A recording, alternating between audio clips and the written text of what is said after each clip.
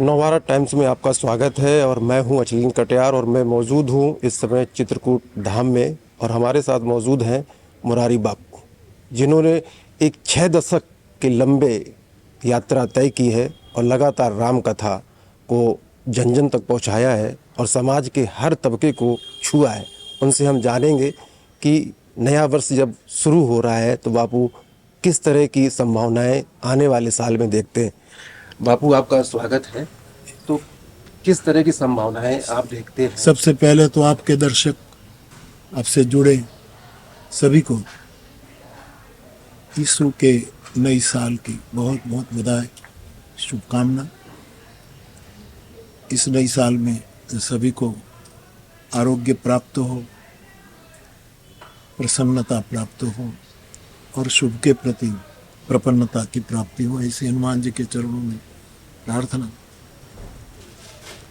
Negativity को हम अलग कर दें तो कुछ सालों से हम देश में और दुनिया में बहुत सकारात्मक परिणाम देख रहे, महसूस कर रहे। मैं प्रार्थना करूं आपके साथ जुड़कर कि नई साल जो 2025 आज से शुरू हो रही, इसमें भी हमें लाभ कितना हो, इस बात को गौण बना करके हमारा राष्ट्र का और दुनिया का शुभ कैसे हो, उसके बारे में ज़्यादा से ज़्यादा विचार करें, उसके लिए आचार करें और उसका विस्तार करें। और पुनः एक बार नई साल की बहुत बहुत बधाई, शुभकामना।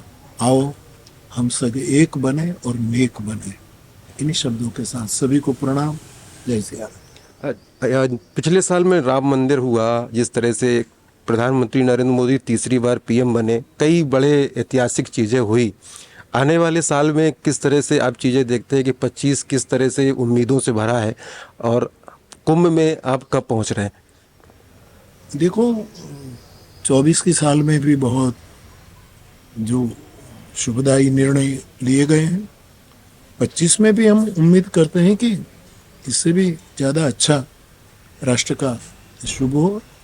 और मैं कुंभ में 18 जनवरी से पहुंच रहा हूँ, 17 को शाम तक पहुंच जाऊँगा। 18 से कथा है, 18 से 26 जनवरी तक मैं 9 दिन रामचरितमानस का यानी राम कथा का कुंभ में अनुष्ठान करने वाला हूँ।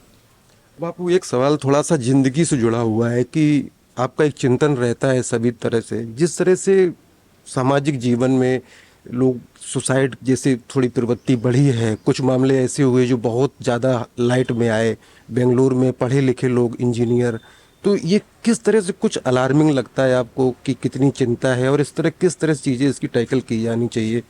ये जरूर चिंतनीय घटनाएं तो है ही, लेकिन उसके लिए परस्पर संवाद की बहुत जरूरत है। सत्संग जरूरी है, हमारी ना हो, हमसे दूसरों की सेवा हो, ये जरूरी है। और चलो सत्संग ना हो, सेवा ना हो, लेकिन हमारा समर्पण, हम लेट गो करें, हम कुछ बातों को इग्नोर कर दें और विवेक की स्थापना हो।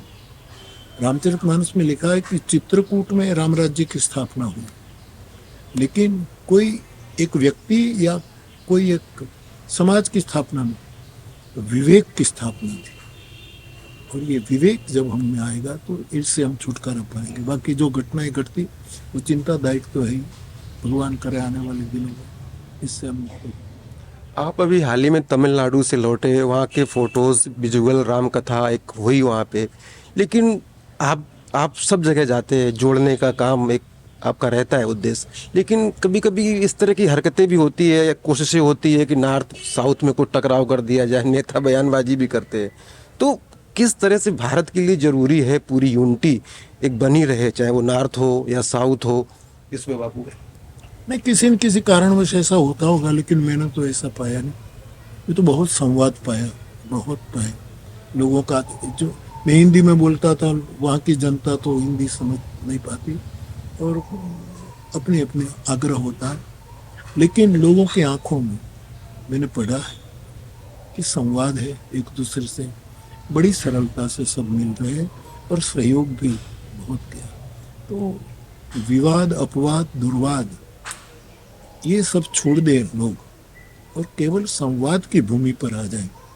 तो जैसे हम विविधता में एकता का नारा करते हैं, इसे अनेक भाषा, अनेक जाति, अनेक धर्म, अनेक उपासना पद्धतियों में भी भारत आज टिका हुआ है और विश्व को एक गाइड कर रहा है।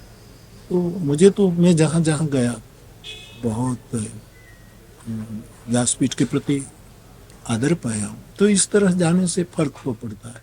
जी बिल्कुल जी। आखिरी सवाल बापू कि मैं चाहूँगा जरूर आप इस पे साफ साफ बोलें, क्योंकि व्यासपीठ हो या आपकी जो 6 दशक से लगातार आपने जिस तरह से राम कथा, अगर राम कथा का जिक्र होता है तो सिर्फ मुरारी बापू का नाम सबसे पहले आता है।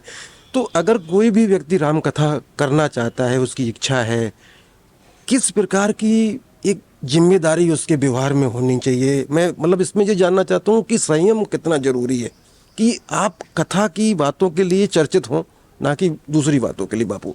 नहीं, मेरा क्या है कि बहुत सी बातें जरूरी होती है, हमारी भी कोई संहिता होती है।